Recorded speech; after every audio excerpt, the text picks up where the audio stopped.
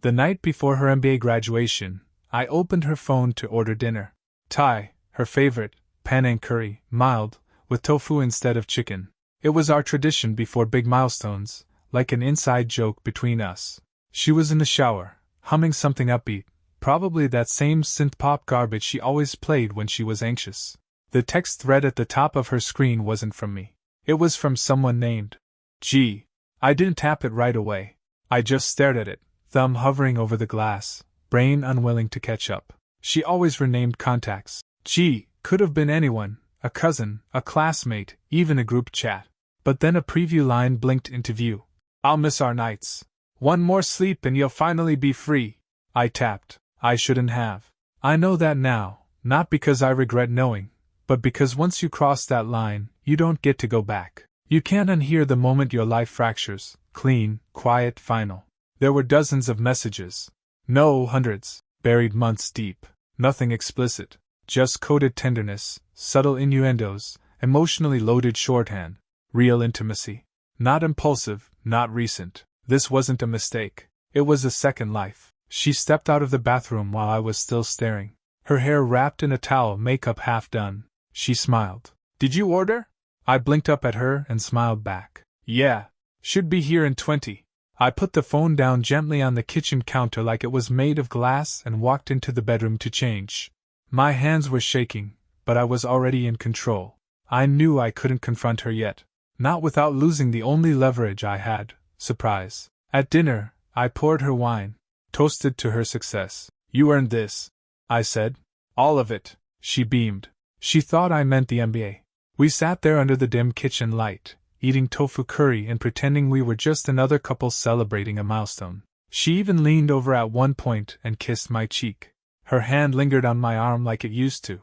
I think that was the moment it hit me how far gone we already were. That whatever love she had shown me was now an act of convenience, a muscle memory. I stayed quiet through the whole night, pretended to sleep beside her, memorized her breathing pattern, backed up her phone to a secure drive while she dozed. By morning, I had the entire archive.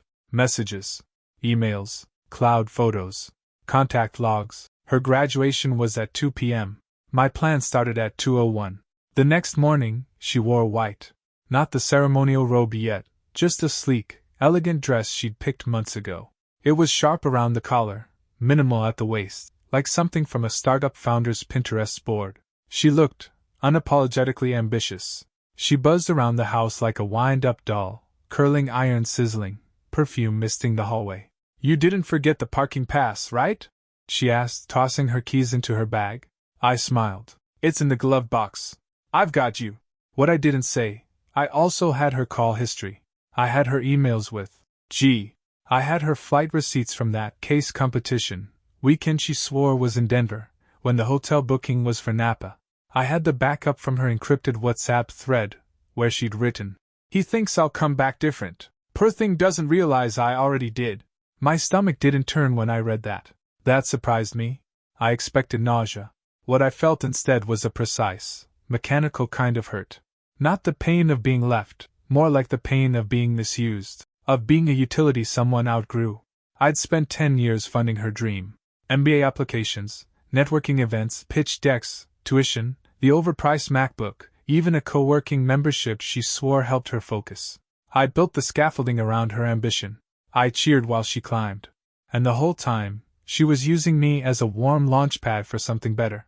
We rode in silence to the graduation. She scrolled through messages while I drove. I watched her reflection in the passenger side mirror. She smiled at something. Not at me. When we parked, she leaned in and kissed my cheek again. You're everything to me, you know that? I almost laughed. Almost. But I swallowed it. Instead, I opened her door, took her hand, and walked her into the building like the proud, oblivious husband everyone expected. Inside, the music swelled. Graduates marched. Her name echoed through the auditorium like a victory bell. She raised her diploma and beamed. Cameras flashed. To everyone around us, it looked like triumph. To me, it felt like a final performance. That night, I told her I had a migraine and was heading to bed early. She offered to bring me tea. I said no. I needed to be alone. In the dark, I opened my laptop and began categorizing what I had. There were photos, screenshots of them in a hotel lounge, laughing. A boarding pass from G for a flight the same weekend she was in meetings. One invoice for a couple's spa session, billed under her corporate reimbursement account. More damning were the conversations. She hadn't just lied to me. She had weaponized me. There were lines like, "He knows people in venture, let's time it right." And, "Once the funding clears, we'll have leverage." I paused, leaned back in my chair, let the full weight of it sit in my chest. This wasn't just infidelity. It was a hostile takeover. And it wasn't just G. That became clear when I saw a folder labeled LP Pitch JRS. Those were my initials. She'd repurposed an old pitch deck I'd helped her with for a side project, only now the budget, board members, and even advisory partners were different. My name remained, without my consent. I closed the laptop and stared at the ceiling. Somewhere in the house, she was brushing her teeth, thinking about tomorrow. Probably already texting him. I lay awake for hours, not paralyzed, but plotting. I knew then I'd let her walk the stage. I'd let her collect the diploma. Let her feel the high. Because when it all came crashing down, she'd think it was a summit she climbed alone. By the following Monday, the celebration photos were already up. She posted them everywhere. Instagram, LinkedIn, even in a curated album she emailed to supporters, half of whom had no idea how many lies were stitched into that stitched-together dream. I smiled politely at the reactions, left a generic comment under the main post. "Proud of all your hard work." She liked it with a heart emoji. Perfect. She still believed I was fooled. That belief was crucial. While she was out at her transition meetings, her word, not mine, I met with our financial advisor, a man named Paul who had known us since the beginning. I told him we were revising our financial structure for estate planning. He nodded along, made notes, asked no questions. I pulled her name from the trust, rewrote beneficiaries, moved the majority of liquid assets into a personal trust account in my name. The big accounts she had access to were still active, for now. I wanted her to keep swiping that shared card, ordering overpriced matcha and booking business lunches. The more activity, the better the trail. After that, I called in a favor from a tech-savvy former colleague. He had a side business, discreet, encrypted services. I handed him a thumb drive. I need a secure clone of everything from her phone and laptop. Full metadata. No traces left behind. He looked at me for a long second before saying, "You sure?" "Completely." He handed me back 2 devices a week later, one loaded with everything, the other disguised as a decoy backup in case she ever got suspicious. The deeper I dug, the worse it got. She wasn't just building a life with G. She was crafting a legacy, and I was the brand behind it. She'd used quotes from our anniversary trip in a mock investor letter, positioning herself as someone who learned business and risk firsthand through personal partnerships. Her words, not mine. She had mapped out a startup venture with him, a consulting firm aimed at helping small companies scale, using my contacts, my old templates, and in one document, my digital signature. That was the moment I stopped thinking in terms of heartbreak. That was the moment I started preparing for legal war. I opened a private Gmail account, created aliases, reached out to one of the seed funding groups listed in her pitch, asked for a call under the pretense of doing due diligence on a potential partnership. They bit. The voice on the line was warm, curious. He spoke highly of her. Asked about her husband, said they'd heard she had a supportive backer. I smiled as I answered, "He's very interested in how the financials are structured." The voice paused. "Ah, good to know." The silence told me what I needed. They'd been sold on me. She was packaging our history as a launch pad.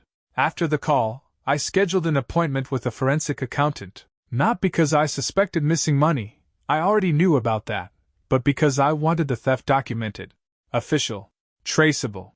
I told him I suspected misappropriation of funds. He asked if she'd forged anything. I showed him the business plan with my signature. He looked at it once and said, "You'll want a lawyer next." He was right. For 2 more weeks, I played the devoted partner. We went out to dinner, attended post-grad mixers. I listened as she talked about future ventures.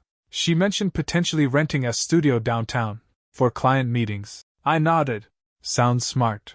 She leaned over, kissed me lightly, and said, "You've always believed in me." I smiled. Still do. And I did. Just not in the way she thought. A month after graduation, the cracks began to show, but not to her. To me. At first, it was subtle. Her tone shifted whenever we talked about long-term plans. She stopped including we. Our future was always implied, never spoken aloud. I became the silent partner in her sentences, the placeholder in her calendar. I started hearing new names, VCs she'd never mentioned before. G was always just out of sight, never directly referenced, but his fingerprints were everywhere. They were in the talking points she rehearsed late at night, in the way she defended her time like it was now a resource to be optimized, not shared. One evening over dinner, she paused mid-bite and looked up, her tone casual. "You ever think about selling?" she asked, her fork tapping the edge of her plate in an almost rhythmic deflection, like it was just an offhand thought. I didn't look up. I kept my voice even. "No." "Why?" She gave a nonchalant shrug, like she hadn't already rehearsed this. "Just seems big now. Maybe too much space for us. We could downsize, get something more modern." That was the first time I felt her planning my exit, not just emotionally, but physically. She wasn't talking about real estate. She was talking about erasing the architecture of what we'd built together. I set my utensils down slowly, then asked the question that had already answered itself in my head. "Who brought that up, G?" Her eyes froze for a second, just a flicker. But it was there. "I don't know what you mean," she said. "Of course not." The documents from the forensic accountant arrived 2 days later. I opened them like a man reviewing the wreckage of his own undoing. She'd rerouted thousands from our shared equity account, money we'd saved to invest in a joint rental property, into a shell company tied to a consultancy registered under a name I didn't recognize, but the address matched one I'd seen before. It was the same address G used for his private academic firm. They were laundering ambition through my bank account. That night, I sat in the driveway for 45 minutes before going inside. I stared at the garage door, wondering how long she'd been gone from me in spirit before she started removing me in practice. When I walked inside, she greeted me with a glass of wine. "You okay?" she asked. I took it. "Just tired." The next day, I made a quiet trip to our attorney's office. She'd recommended him years ago, back when we still believed in prenups. Just in case. Laughing about it over cocktails. Now, the joke was over. He read the documents slowly, flipping through each page with the deliberate care of someone cataloging a disaster scene. For a long moment, he said nothing. Then he looked up at me, eyes sharp beneath the rim of his glasses. "You have grounds to freeze joint assets," he said, his tone firm but clinical. "We can start with a petition to protect property under suspicion of misappropriation." I didn't hesitate. "Do it." He didn't nod. Just turned the page. "And the business fraud?" I kept my gaze level. "I want that documented too." He leaned back in his chair, tapping his pen lightly against the yellow pad in front of him. There was no humor in his voice, just a low, professional warning. "This is going to be ugly." I let out a breath, not relief, not fear. Something colder. "I'm counting on it." The fallout began before the confrontation. I contacted 2 of her investors through anonymous emails, attaching redacted versions of the financial inconsistencies. I didn't need to name myself. The data spoke volumes. Within a week, she mentioned a slight hiccup in her funding timeline. Said it was probably just a processing delay. I nodded and said, "These things happen." The following weekend, she stayed out late for a networking dinner. I didn't ask who it was with. Didn't need to. Her makeup was different. So was her perfume. She slipped into bed past midnight, thinking I was asleep. I wasn't. I'd never been more awake. The final sign came on a Tuesday. I was reviewing cloud backups and found a calendar invite from 6 months prior. The subject line, "Final plan, after graduation." The guest list was short. Just 2 names, hers and G's. The location was a resort. The note read, "New beginning. One clean break." 6 months ago. She'd never intended to stay. Graduation was supposed to be the culmination of her journey. She thought it was the finish line. I had quietly made it the starting gun. By the time she held that diploma, everything she thought was hers was already under review. The financial firewall was up, legal motions filed, access rerouted, reputation prepped for collateral strike. All that remained was the reveal. I waited 2 more weeks. I wanted her to feel comfortable, triumphant. I wanted her to believe she'd won. And then I planned the drop. It was a Thursday evening, ordinary as a dinner receipt, nothing in the air to hint at what was coming. I stood by the kitchen entrance and told her we needed to talk. I kept my voice calm, almost casual, nothing sharp yet, just the signal. She didn't even glance away from her laptop, fingers still hovering over the keys. "Can we do it after my call?" she asked, her tone clipped with distraction, like I was a calendar item trying to reschedule itself. I didn't move. "No," I said. "Now." She looked at me then. Not startled, just irritated. I remember that. She was annoyed at the interruption. I handed her a box, one of those matte black gift boxes she liked. Weighted. Elegant. She raised an eyebrow but opened it without hesitation. Inside, a printed copy of her entire message thread with G. A hard drive with labeled folders. Flight receipts, forgery, LLC transfers, emails with funders, a notarized letter revoking her access to all joint financial structures, a prepared dissolution agreement with my lawyer's seal at the bottom, and at the very top, the final sheet, a typed letterhead with her name and one bold word beneath it. Recommendation, ex-wife. She read it. Didn't blink. "You went through my things?" she said eventually. "No," I said. "I preserved evidence of fraud." Her face paled, but she rallied quickly. "This isn't what you think. That's taken out of context. G and we were just strategizing," I offered. "Laundering investment under shell corporations? Forging digital authorization?" Now she was quiet. "I let you graduate," I said. "I let you take the stage.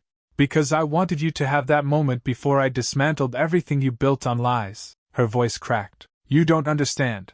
"I do," I said. "I just finally stopped pretending not to."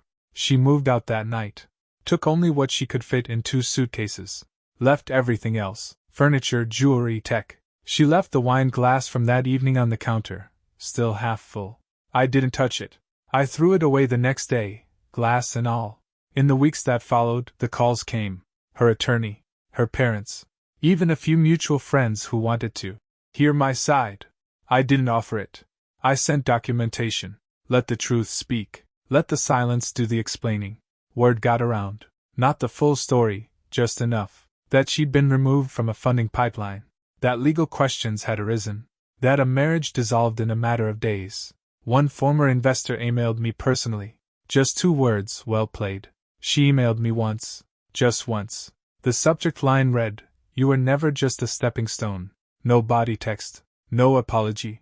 Just that one sentence. I didn't reply. I archived it. Divorce filings were delivered within 10 days of the confrontation. She didn't contest the motion. She couldn't, not after what was documented. My attorney had organized everything in a package so airtight that even her defense team couldn't do more than negotiate for grace. And even that I denied. She lost access to the house by default. It was under my name, purchased before the marriage. I let her stay with a friend from her MBA program, a woman who'd liked my posts up until the week everything fell apart, then quietly unfollowed. The startup, her precious post-grad legacy project, never launched. Once I sent a formal memo to the seed funding group detailing the unauthorized use of my intellectual property. The group withdrew interest immediately. No statement. No press. Just silence. She was blacklisted within the local venture circle. Not through vengeance. Just precision. A few of the contacts I'd introduced her to reached out after the dust settled. One, a managing partner in a mid-size fund, asked delicately, "Should we distance ourselves?" I didn't answer directly. I just said, "I'd recommend full clarity before association." He understood. Social fallout was messy. Some friends picked sides, but most just vanished. Too uncomfortable to reach out, too cowardly to stay connected. People prefer clean stories. This wasn't one. Our mutual circle collapsed. The dinner parties stopped. The weekend getaways evaporated. Even the ones who meant well kept their distance, unsure whether I was healing or planning. Ironically, it was her maid of honor who reached out first. We met for coffee. She admitted she'd suspected something months ago, but hadn't wanted to be involved. I didn't blame her. "She fooled all of us," she said. "She fooled herself first," I replied. Financially, the damage was real. I'd recovered the major assets, but not without cost. Legal fees, accountant hours, reputation risk. The process consumed months. Every email and receipt became a piece of evidence. Every statement had to be scrubbed. And then there was the partnership clause in a shared side investment she'd quietly signed over without my knowledge. Untangling that required weeks of arbitration. When it was over, I was solvent but scarred. She walked away with her degree, her suitcase, and a black mark in circles she once aspired to lead. I stayed in the house, alone. The silence was a blessing and a curse. I'd walk into rooms that still carried her scent. The office held outlines of whiteboard sessions we once planned together. Her handwriting remained for weeks before I finally wiped it clean. There were nights I didn't sleep. It wasn't grief that kept me up. It was rage at myself. I'd bankrolled the whole performance, but anger gave me clarity.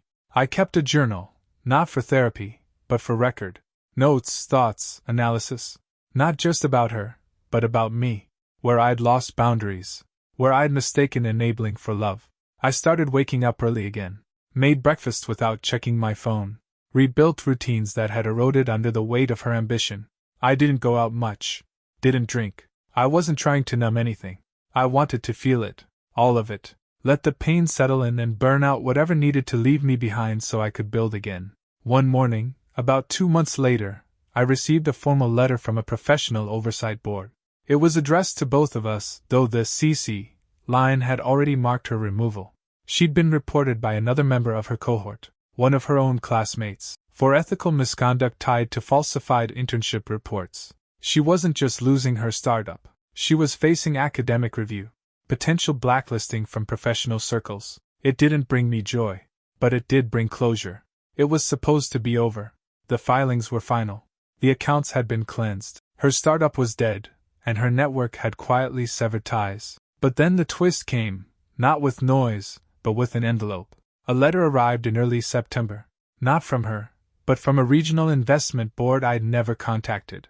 Inside was a packet of documents I hadn't seen before, slipped through the cracks of my audit. Someone had forwarded it anonymously, maybe out of guilt, or curiosity, or both. At the top of the file was a name I didn't recognize, a dormant Delaware LLC filed 2 years before she ever began her MBA.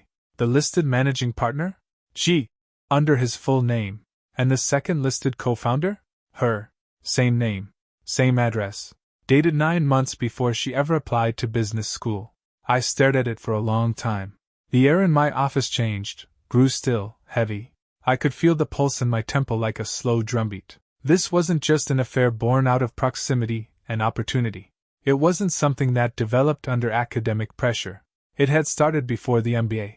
She hadn't discovered G during the program. She had rekindled a connection that predated our marriage entirely. My mind reeled. I pulled up archived emails, old calendar invites, dug deep into backup drives, and there it was, one thread from 4 years ago, long buried, in which she had mentioned a reconnection with an old friend from undergrad. Said it was nothing. It hadn't been nothing. They had reconnected before the wedding. She married me after their business registration. The clean narrative I'd been grieving, of a betrayal born late, of a shift that came gradually, was a lie. She hadn't drifted. She had plotted. I had been the plan. The silence in the house that night was different. It wasn't sad anymore. It was surgical, clean.